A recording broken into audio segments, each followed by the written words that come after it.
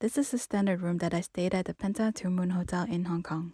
It had a widescreen TV, large windows with a city view, and a king-size bed.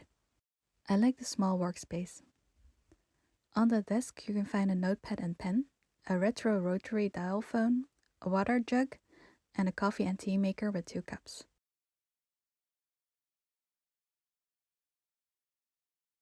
Let's go inside the bathroom. There are 2 hand towels, a small piece of hand soap, 2 sets of toothbrush and toothpaste, 2 cups, a box of tissues, and a hairdryer.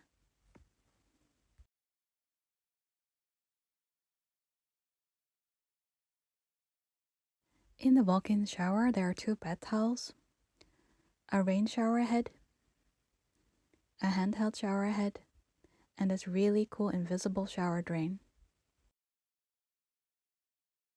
On the left is the shampoo and conditioner, and on the right is the body wash. Now let's look inside the mini fridge.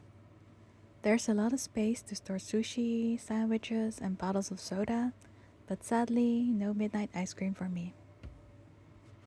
This is how you lock the door.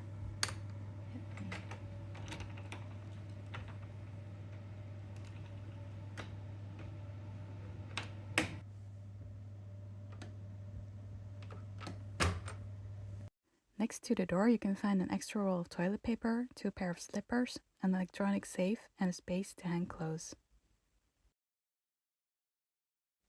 Since I got a clean and spacious room, I enjoyed my stay here, except for one small thing.